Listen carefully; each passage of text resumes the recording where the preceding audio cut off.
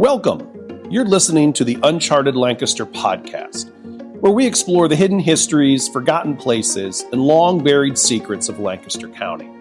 Using modern digital storytelling tools, each episode brings a new piece of local lore to life, revealing the strange, the surprising, and the stories history left behind. Let's begin.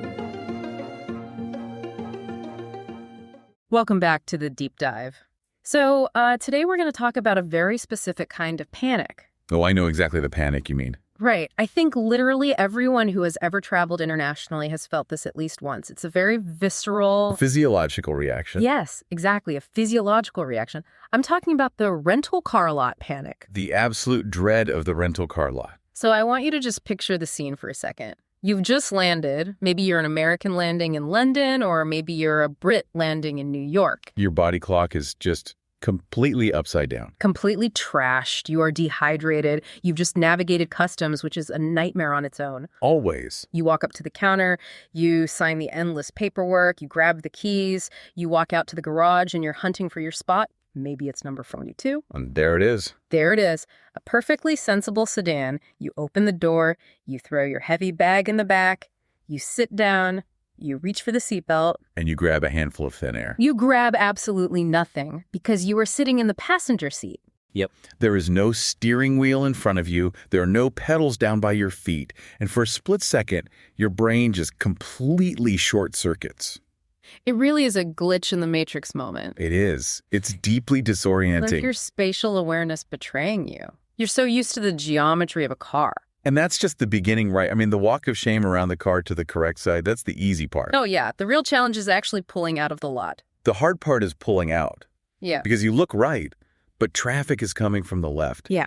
And your instinct, like your deep primal survival instinct, is just screaming at you that you are drifting into oncoming traffic. Even though you are perfectly centered in your lane. Perfectly centered. Yeah. But you feel like you're about to die. That is muscle memory at work. Think about it. You've spent, 20, maybe 30 years driving on one side of the road? Yeah. That neural pathway is basically a superhighway in your brain. So driving on the opposite side is like trying to write a letter with your non-dominant hand while someone is standing over you yelling at you. That is exactly what it feels like. And that feeling, that sheer terror, is exactly what we're unpacking today. It's a great topic. Because I think most of us just accept this split as some kind of quirk of geography. We think, the British are just being different. Or Americans just have to be contrarian. Exactly. But when I started digging into the stack of research for this deep dive, I realized this isn't just about being quirky. No, not at all. It's actually a story about violence. Violence, heavy industry, and quite literally class warfare. Wow. Yeah.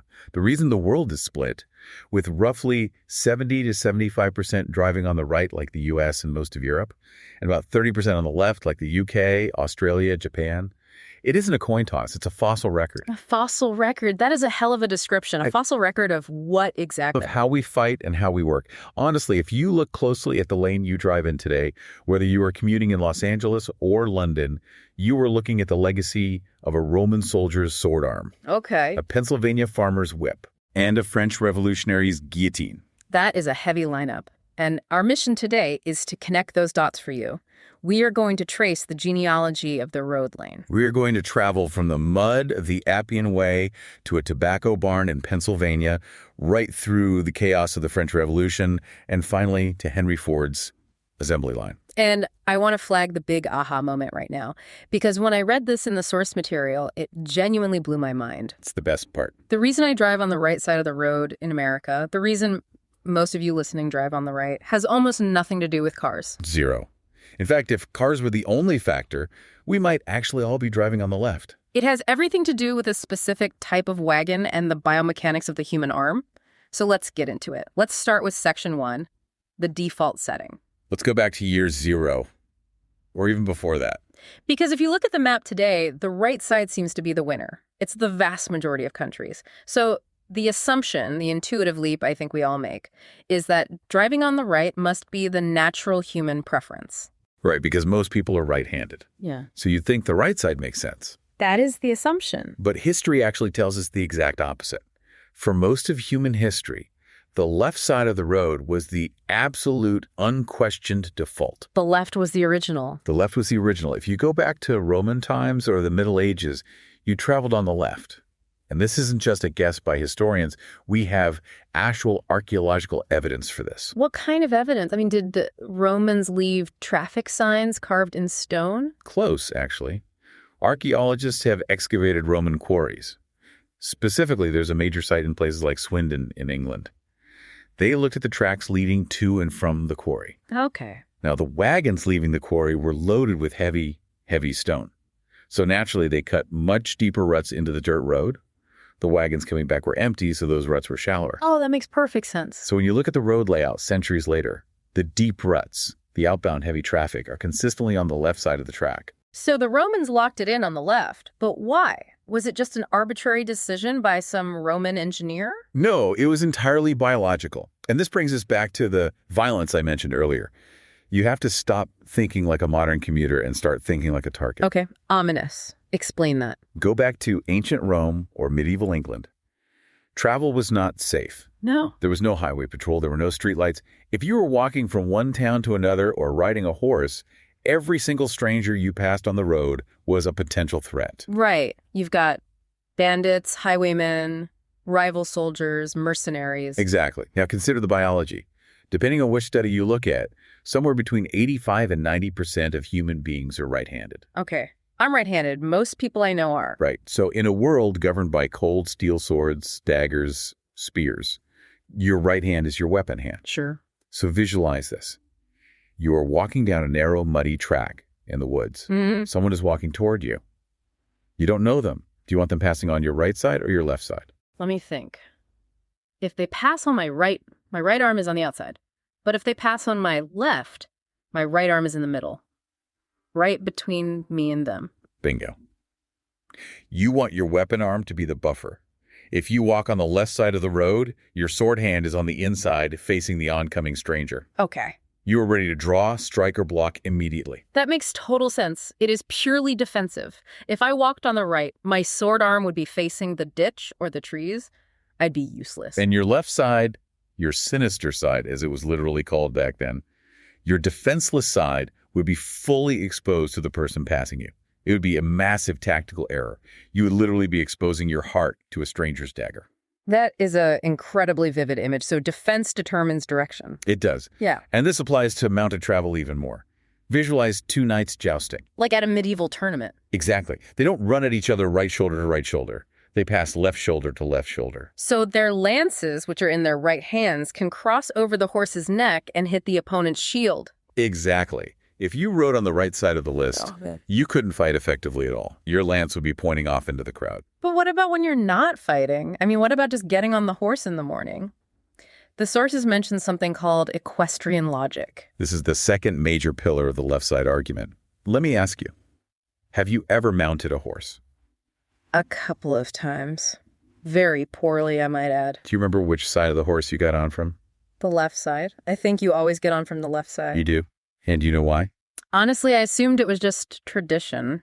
Or maybe horses are trained that way. They are trained that way now, but the origin is the sword again.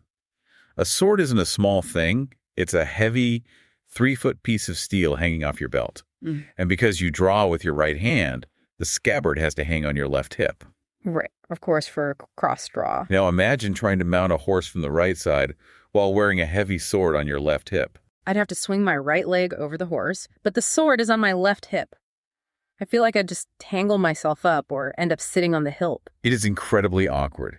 You would probably stab your horse or trip yourself up completely.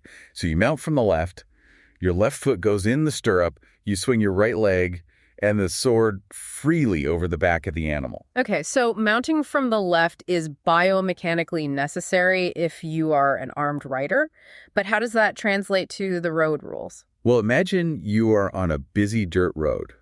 There are carts and people everywhere. If you mount from the left, you want to be mounting from the side of the road, the curb, the verge, the grass. You do not want to be mounting from the middle of the street where traffic is moving. Oh, I see.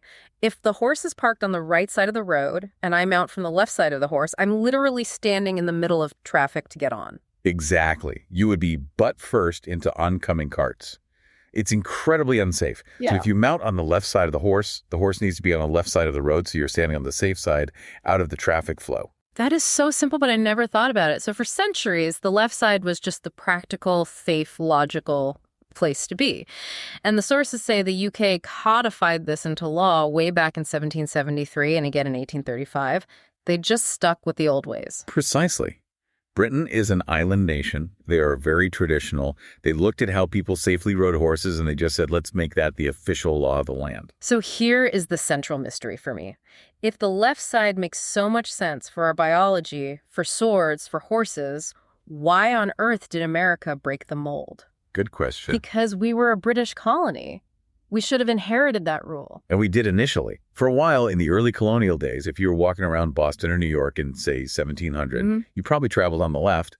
But then deep in the woods of Pennsylvania, something changed. The Pennsylvania disruption. A technological shift that was so powerful, it literally forced the entire country to switch lanes. This brings us perfectly to Section 2 and the star of the show, the Conestoga Wagon. The ship of inland commerce. I have heard that name before, mostly in the context of old westerns or maybe playing the Oregon Trail computer game back in the day.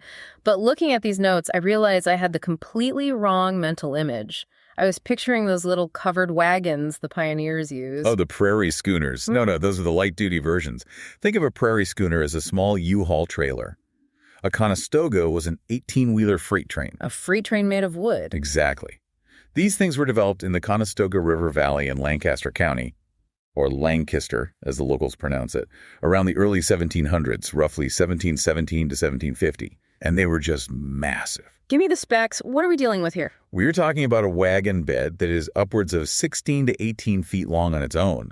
But with the full team of horses, the whole rig stretches 60 feet down the road. 60 feet. And it could carry 6, maybe 8 tons of cargo. 8 tons. That is heavier than 2 modern F-150 trucks combined, being pulled by horses through mud. Through mud, over massive rocks, through rivers. There were no paved interstates. This was extreme off-roading with a literal warehouse on wheels. And they had a very specific, iconic look. Very iconic. The floor of the wagon actually curved upward at both ends, a bit like a boat. Why the curve? Was that aesthetic? Pure physics. If you're going up and down steep hills in the Allegheny Mountains with massive barrels of whiskey or heavy iron ore, you don't want the load shifting. If you had a flat floor, the barrels would slide right out the back on a steep incline. The curved floor forced the center of gravity to stay in the middle. That is really smart engineering. And they were painted in a very specific mandated color scheme. The body was blue, the running gear, the wheels and axles were bright red, and then you had that massive white hemp cover stretched over hickory bows. Red, white, and blue. The original Patriot Mobile. Indeed.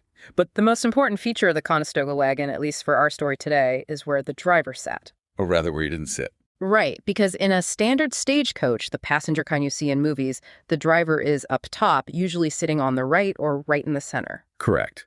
But the Conestoga wasn't built for people. It was built for freight. Every single inch of interior space was money. So there was no driver's seat inside or on top of the wagon. So he's just walking alongside it? Often, yes. These guys were incredibly tough. They would walk 15 miles a day in terrible boots. But sometimes, especially on a long haul or tricky terrain, they needed to be riding on the rig. They had this thing called a lazy board, a little oak plank that slid out of the left side of the wagon to stand on, but usually the driver would actually ride the near horse.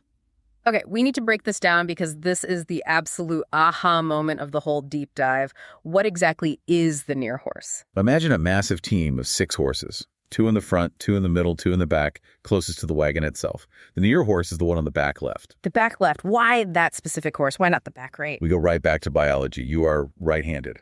It always comes back to the right hand. Always. But this time, it is not about wielding a sword. It is about wielding a whip. The snake whip. Yes. And this wasn't some little riding crop. This is a heavy, braided leather whip, 7 or 8 feet long. Yeah. You needed to be able to pop it right next to the ear of the lead horse, the 150 feet in front of you, to give directional commands. That takes some serious skill to aim. And serious arm strength. So you hold the reins, which they called the jerf line, in your left hand to control the steering. Your right hand holds the whip. Now visualize the geometry here. If you are sitting on the left horse, the near horse, your right arm is positioned right in the center of the entire team. Oh, I see it now. I am sitting on the left, so my right arm has a clear, unobstructed firing line over the backs of all the other horses. Exactly. You can reach the right side horses, the lead horses, everything is within range of your right arm. Now imagine if you sat on the right horse, what they call the off horse, and you tried to swing that massive whip with your right hand. I would be whipping the side of the wagon.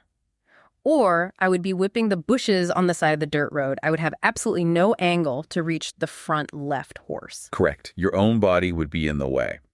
So biomechanics completely dictates that the driver must sit on the left horse. Okay, I am totally with you. The driver is on the left, but how does that flip the entire road system? This is the pivot point. Put yourself in the driver's place. You are sitting on the back left horse. You are hauling 8 tons of iron. You are approaching another massive wagon coming the other way on a very narrow, deeply rutted dirt track. And neither of us wants to stop or pull over into the mud. You need to pass each other without locking your wheel hubs. If your axles hook at that speed and weight, you are looking at broken legs, dead horses, and a completely ruined shipment.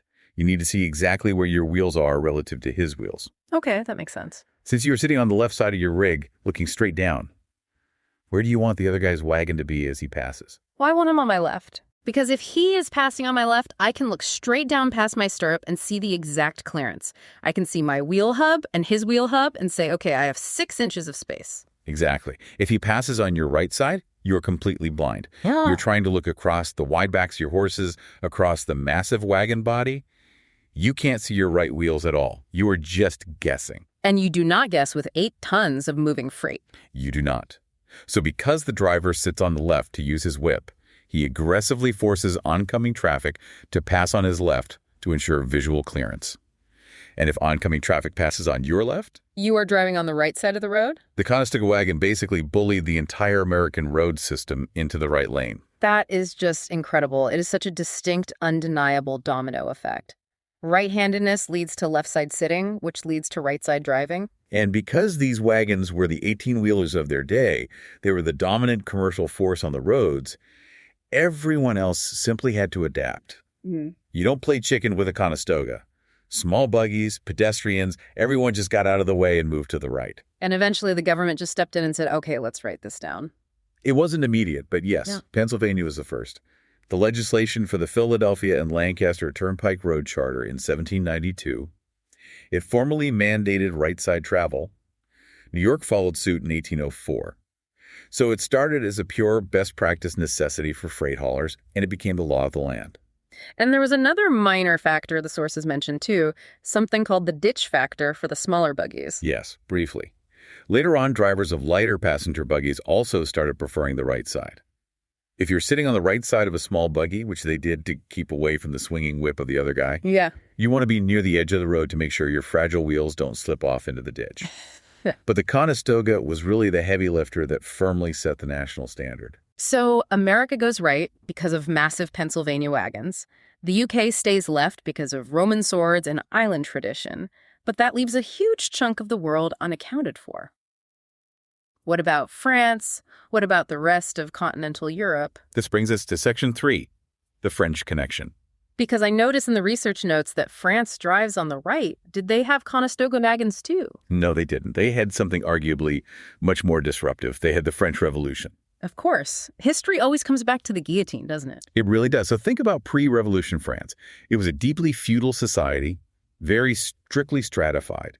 The aristocracy, the wealthy elite, rode in luxurious carriages or on horseback. And following that old feudal defensive custom, they took the left side of the road, and they forced the peasants, the pedestrians, to walk in the mud on the right side. So the left lane was literally the VIP lane. Exactly. Left was for the elite. Right was for the poor, basically in the gutter, facing the oncoming aristocratic traffic so they could quickly scramble out of the way. But then comes 1789, the Bastille falls. The revolution begins in earnest.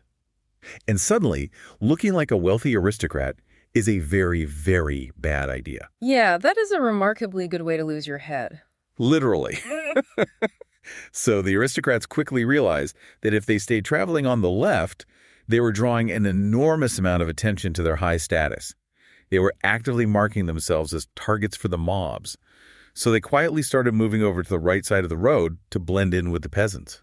It became a pure survival tactic. That is wild. So driving on the right became a literal symbol of equality. Precisely. It was the citoyen way to travel, the citizen's lane.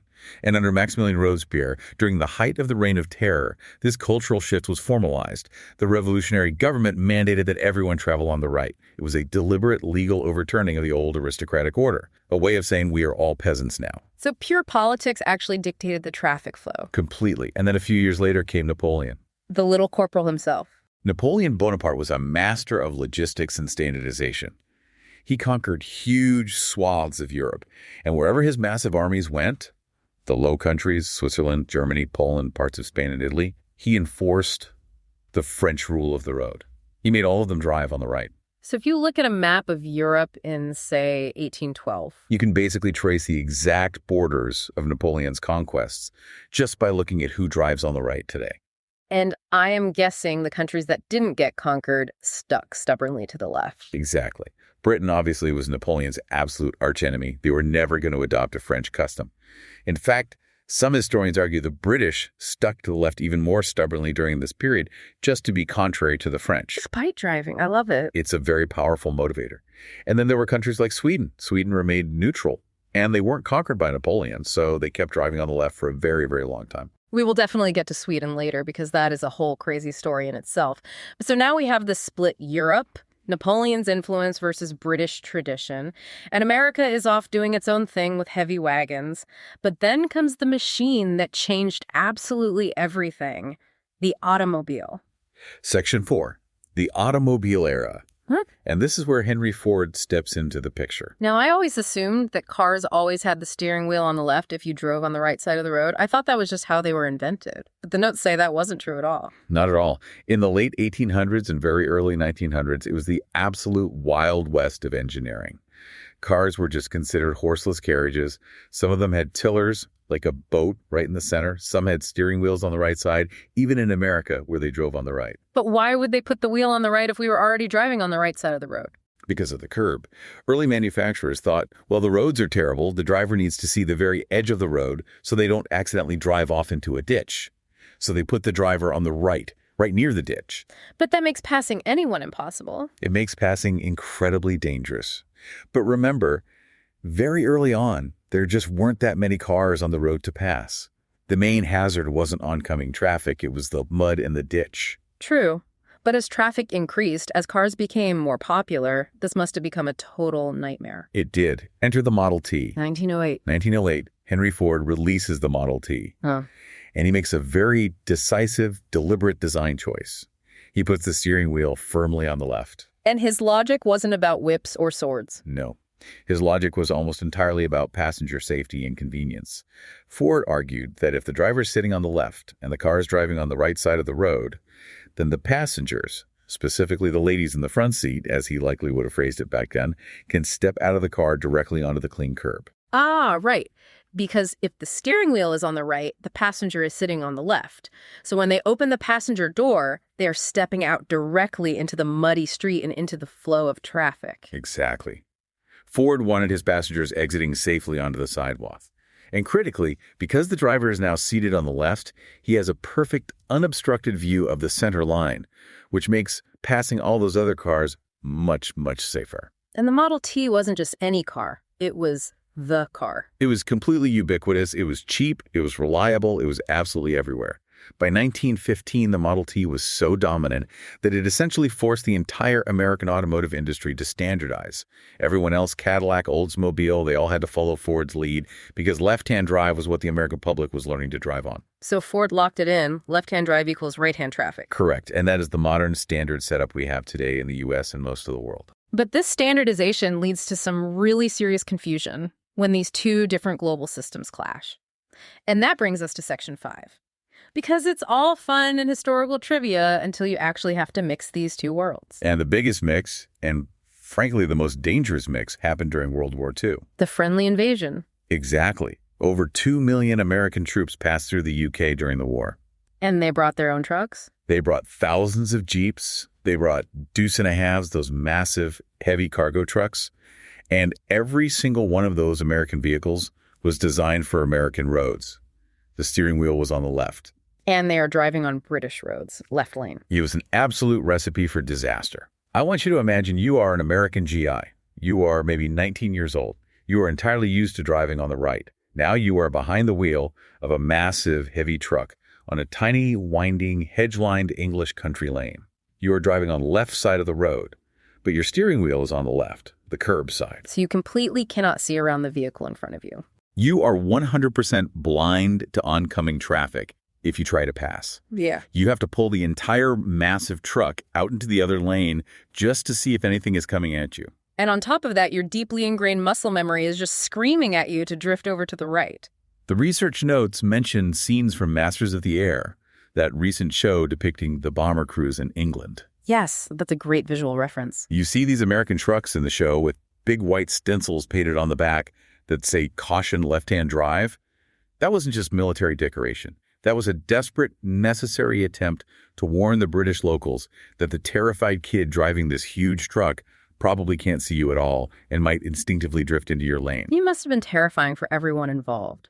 The sources kind of wonder how many accidents were actually caused by this clash of systems. It is hard to isolate the exact numbers amid a world war, but it was a very significant, widely acknowledged issue. Safety measures were constantly drilled into the troops, but when you are exhausted and stressed, those old spatial habits die very hard. Speaking of old habits dying hard, we have to talk about the anomalies. The places that just don't fit the neat historical pattern. You mentioned Sweden earlier. Sweden is such a fascinating case study in what happens when a whole country decides to just bite the bullet and switch. This is an event called Dagen H. Dagen H. The H stands for Höger traffic, which translates to right traffic. So lay the groundwork here for us. Sweden had stayed neutral during the war, so they kept the old left side rule. Right, but all of their immediate neighbors, Norway, Finland, they drove on the right. So if you drove across the border for work or a trip, you literally had to switch lanes at the border crossing. It was incredibly confusing and caused a lot of wrecks. And to make it worse, most of the cars Swedes actually bought were left-hand drive American style because they imported them from other countries. Exactly. So they were driving on the left side of the road, but sitting on the left side of the car. That sounds like literally the worst possible combination. Steering wheel on the left, driving on the left. It is the absolute worst combination. You have the exact same severe visibility issues as the American trucks in World War II, but permanently for your entire civilian population. Yeah. You can't see safely to pass. So finally, the government decided enough was enough. They had to switch to match the rest of Europe. And they did it all in one single day. One day, September 3rd, 1967. Walk me through that day. What did that actually look like on the ground? It was completely surreal. At 4:50 a.m., all non-essential traffic in the entire country was ordered to just stop. Every car, every delivery truck, every bus. Just stopped right in the middle of the road. Stop dead. Then, very slowly and carefully, drivers were instructed to literally just cross over to the other side of the road. They sat there idling in the new lane for 10 minutes. Then, at exactly 5:00 a.m., the national radio announced that Sweden was officially a right-hand traffic country and they were allowed to start driving again. That sounds like it should have been total, unmitigated chaos. You would certainly think so. But interestingly enough, traffic accidents actually went down immediately after the switch. Really? Why would accidents go down when everyone is confused? Because everyone was terrified. Right. Everyone was paying extreme attention. No one was driving to work on autopilot. When you disrupt a daily system that severely, people become hypervigilant. They were driving much slower, checking their mirrors twice, hesitating. That is a great point. Complacency is the real killer on the road. Once people got comfortable again in the new system, I assume accidents went back up to normal levels. They eventually normalized, yes, but the switch itself was hailed as an absolute triumph of logistical planning. Now contrast that highly planned Swedish triumph with the U.S. Virgin Islands. This one truly baffles me. It is a U.S. territory, but they drive on the left. They drive on the left. It is a stubborn holdover from their history. They were Danish before the U.S. bought them, and there were heavy British colonial influences in the surrounding Caribbean region. But here is the absolute kicker. They import almost all of their modern cars from the U.S. mainland. So the steering wheel is on the left. Steering wheel's on the left. And you're driving on the left. No, driving on the left. So the U.S. Virgin Islands is basically voluntarily living permanently in that incredibly dangerous World War II GI scenario, or the pre-1967 Sweden scenario. Pretty much. If you rent a car there on vacation, it is almost certainly a standard American car. The notes mention that it is widely considered the worst possible combo for visibility. You are trying to pass a slow truck on a steep, curvy, narrow island road, but you are sitting on the ditch side of the car. You have to pull the entire body of your rental car into the oncoming lane just to peek out and see if anything is coming at you. Remind me not to ever rent a car there. I will absolutely just take a taxi. Probably much safer. Yeah. And then there is Samoa, right? They actually switched directions very recently. Relatively recently, yeah. Okay. 2009. But the crazy thing is they went the other way. They switched from right-hand driving to left-hand driving. Why on earth would anyone switch to the left in the 21st century? Pure economics. They're located geographically near Australia and New Zealand. It was vastly cheaper for them to import cheap used cars from those countries, which are right-hand drive, meant for the left lane, than to ship left-hand drive cars all the way from the U.S. or Europe. So they literally flipped their entire national road system just to match the cheap cars. That is ruthlessly pragmatic. I have to respect it. It just shows that even today, these rules aren't carved in stone. They follow the path of least resistance, whether that path is dictated by a sword arm, a heavy wagon brake, or just the shipping price of a used Toyota. So we have covered the ancient history, the biomechanics, the modern exceptions. But before we wrap up, I really want to get into some of the cultural legacy stuff that came up in the sources. The trivia section, basically, but it feels like more than just trivia. It's how this history is embedded in us. You mean the language we still use? Yes. There is this phrase, "I'll be there with bells on." I use it all the time. I honestly just thought it meant, like, I will be festive or really enthusiastic. Most people do think that. But it is actually a direct Conestoga Wagon term. No way. Break that down for me. So the Conestoga teams, those 4 to 6 massive draft horses, they often had these beautiful, intricate arches of cast bells attached right to their leather harnesses. Okay. The wagoners, the drivers, were incredibly proud of these bells. They were custom tuned by blacksmiths to harmonize. They were a huge status symbol on the frontier. It was essentially their music on the long, lonely road. You could hear a wealthy Conestoga team coming from a mile away. So it's basically like having a custom sound system in your rig. Exactly. Eee. But there was an unwritten rule of the road. If you got stuck deep in the mud, and remember these dirt turnpikes were often terrible, and you couldn't get your rig out, and another wagoner had to stop his run to hook up and pull you out, Yeah. you had to forfeit your prize bells to him. Oh, man. Ouch. That is deeply insulting. It was a massive point of honor. You lost your bells because you failed, because you couldn't handle the road. It was publicly humiliating. So if you arrived at your destination town with bells on, it meant you had made the difficult trip successfully, without getting stuck in the mud, without needing a rescue. That is so cool. I will honestly never hear that phrase the same way again. It's a total brag.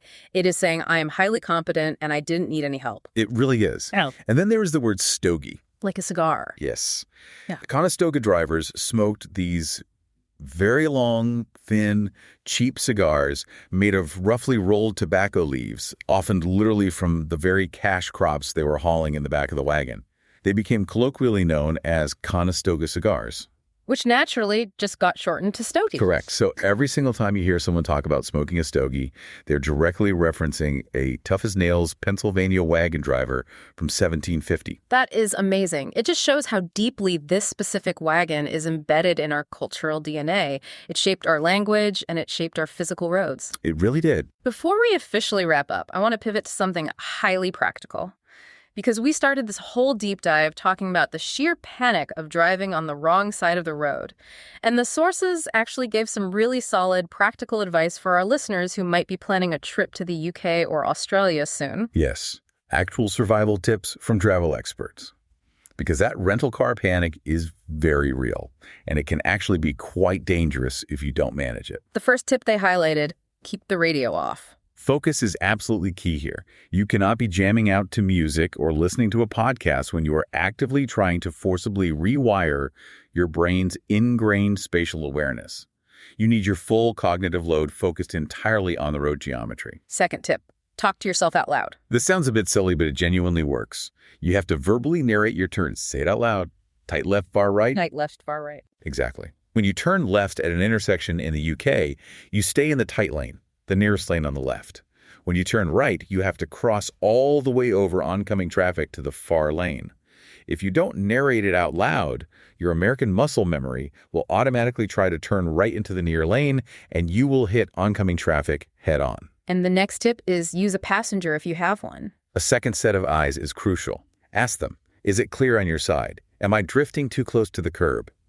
Don't be too proud to ask for navigation help. The passenger is often sitting in a much better position to see down the road on the left side anyway. And finally, there is the Avis budget tip. Ah, yes, the wristband trick. Apparently, rental agencies in the UK will sometimes hand out bright wristbands to tourists to wear on their left wrist. It acts as a constant visual anchor in your peripheral vision. It reminds you, keep this side of your body to the curb. Or just a reminder to drive on this side. Anything bright that breaks your automatic pattern is incredibly helpful. It's so simple, but highly effective. So we have traveled a really long way today. We really have. Let's just recap this journey quickly because it is a wild ride when you put it all together. It all starts with the Roman legionnaire. He walks on the left side of the mud track to keep his sword arm free and his vulnerable body protected from strangers. That defensive tradition deeply locks in on the island of Britain. Then we jump continents to Pennsylvania. The massive Conestoga Wagon is invented. The driver needs to use his heavy whip with his right hand, so he is forced to sit on the back left horse. He needs to see the centerline clearance to avoid crashing his massive rig, so he forces everyone to pass on his left, meaning he drives on the right side of the road. That sets the rigid American standard. Meanwhile, over in Europe, the French revolutionaries start driving on the right just to avoid looking like wealthy aristocrats and losing their heads. Napoleon then violently spreads that right-side rule across the rest of Europe through his military conquests. And finally, Henry Ford puts the steering wheel on the left side of the Model T to keep front seat passengers safe from stepping into the mud, permanently locking the U.S. system into left-hand drive and right-hand traffic. And that entire chain of historical events is exactly why, today, you experience that terrifying moment of panic at the Heathrow rental car counter. It isn't random at all. It is a direct, unbroken line from bronze swords to leather whips to iron guillotines to Model Ts. It really highlights how history isn't just a list of dates in a dusty textbook. It is the literal, physical infrastructure we interact with every single day. And that leads me perfectly to our final thought, something I want to leave you, the listener, with today to mull over. Go for it. We tend to think of our modern world as hyper-advanced. Right. We have electric Teslas, we have self-driving cars, we have massive concrete superhighways designed by supercomputers. We really like to think we are living in the future. Right. We think we purposefully designed all of this from scratch for maximum efficiency. But when you strip all the tech away, the actual lane you are driving in tomorrow morning, the very fact that you are sitting in the right lane, is dictated entirely by the muscle memory of a Pennsylvania wagon driver from 1750 who just wanted to whip his lead horse without hitting a tree branch. That is a profoundly humbling thought. It really makes you wonder, what else in our daily lives? What other modern untouchable designs, from the QWERTY keyboard on your phone to the standard width of a commuter train track, are actually just invisible ghosts of completely obsolete technology that we have simply forgotten to question? That is the big question. We are basically living our lives in a giant museum of solutions to problems we no longer even have. Exactly. Something to chew on during your next commute, whichever side of the road you happen to be driving on. Stay curious, everyone. Drive safe out there. And we will see you on the next Deep Dive. Thanks for listening to this week's episode of the Uncharted Lancaster podcast. If you enjoyed the episode, be sure to subscribe and leave a rating or review wherever you listen. It really helps more people discover the show. For more fascinating local history, visit unchartedlancaster.com. And if you'd like to go deeper, check out one of Adam Zern's books at unchartedlancaster.com/books. Until next time, keep exploring.